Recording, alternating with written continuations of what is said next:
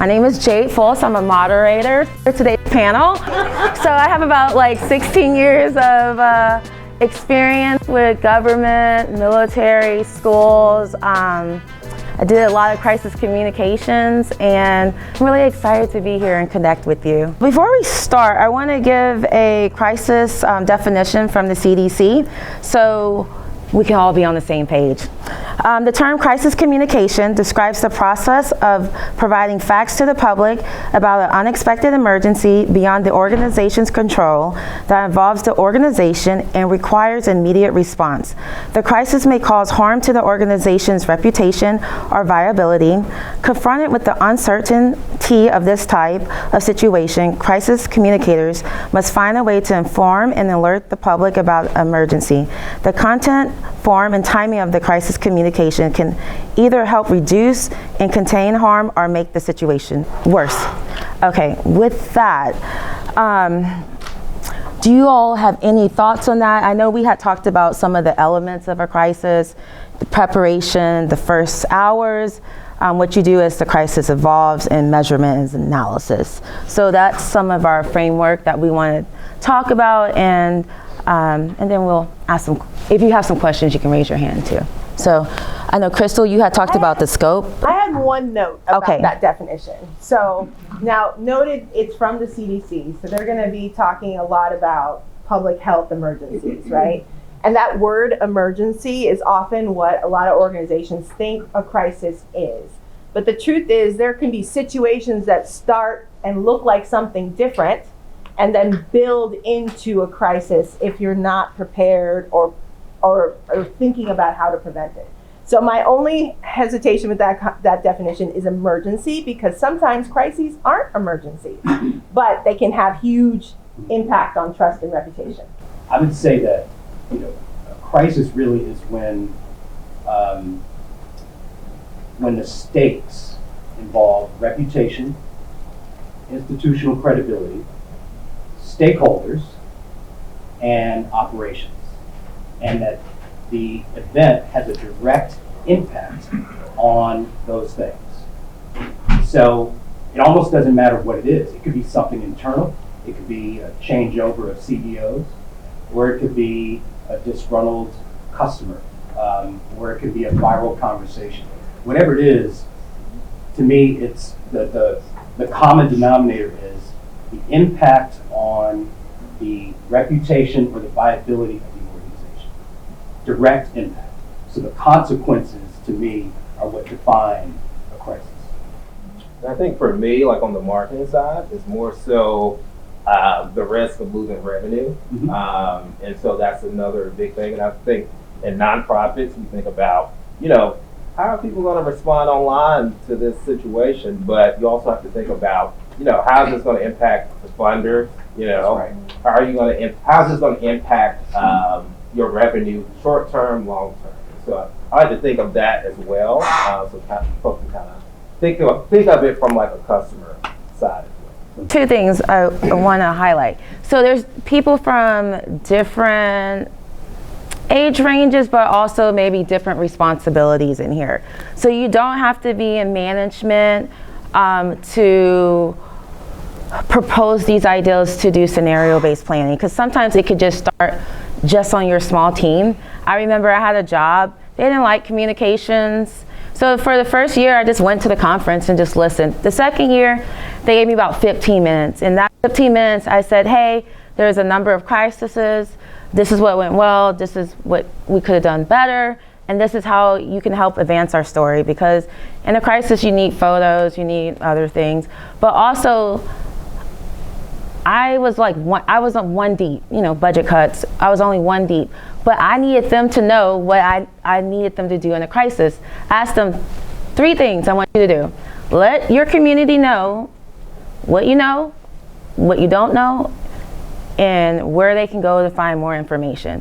Because as your leader, I'm going to be in a meeting with your boss and or the director of the organization, and they're going to be paralyzed. There's a lot of stuff that happens before leadership makes the decision, but you also need to tell people what we're doing to get answers for them, or what we're looking to do. And we saw that very prevalently during COVID-19. So just always remember that. Like, tell other people what you need them to do in a crisis. So it's expectation management, and also know what you are like in a crisis.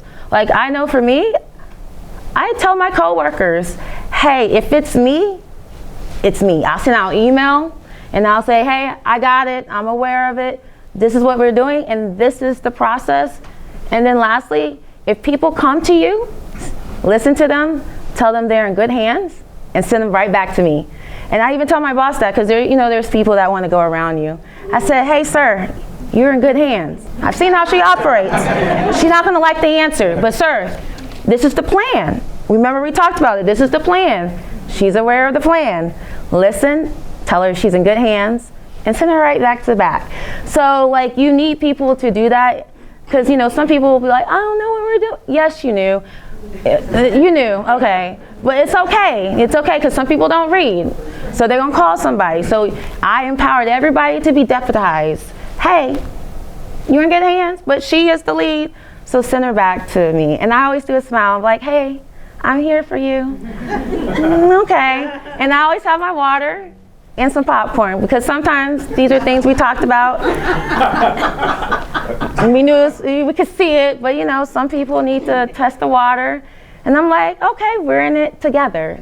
One of the things I see a lot on social media, people communicators complain they feel as though they don't have a seat at the table when it really matters. And then when, as he says, the crap hits the fan, they're not listening to you, and your opinion is not valued, even though you are the communication professional. So certain people can talk to me directly. They can call me, and I'll answer and listen to them and say, if it's an issue, let me know, because I'm at a higher level, and I said, I'll go address it. Don't worry about it, because I'm going to let you get some answers. And other people, I would call them detractors from the mission. And I do not invite them to the table, and I do not invite them to the room, because they'll take us off task. And some people they're just not the right person for the moment. And I believe everybody has something to give, but not in that moment. I don't want them in the room, and I don't need them in the room. So I want people who are going to be calm, collected, and can follow the process that we have trained for. And also, if they don't listen to me, I'm going to be okay, because I've already planned out what my response is going to be. And all you need is just one good scenario that actually happens, that you know it's going to happen. And you have your book of what you're going to do, and you say, hey, I think we had mentioned this a couple months ago, but sir, ma'am, don't worry, you're in good hands. I have a plan for you, and here's some options that you can do immediately. So for me, I always have a plan of what I'm going to do. And then I invite others to have a plan too. So I said, I'm only as great as the information you feed me.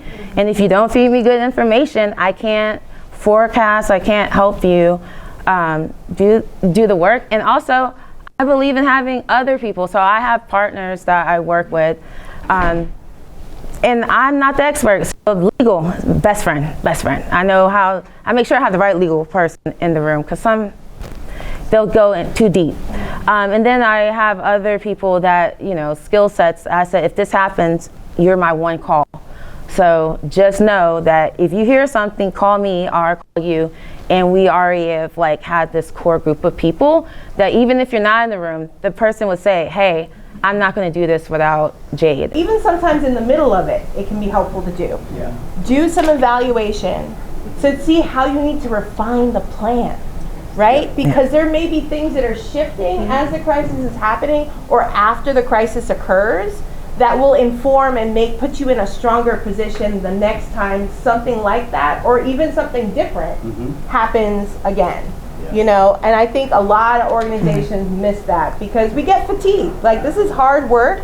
It's exhausting. All feedback is good feedback if they're coming to you, because the only feedback I cannot address is the one that I don't see. So I don't go search for feedback, but if they're coming directly to you, that's great.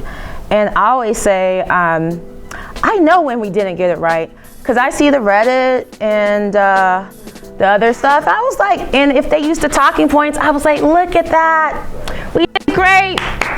Or when they pulled the link to the news article that the organization has written, I I was like, hey, at least somebody was going back to the facts that we were trying to present. So I find that great, and that I can utilize, like, sir, ma'am, that's why we did it this way. You see on Reddit, someone went to us as a primary source, and we addressed it. Thanks, everybody. Thank you.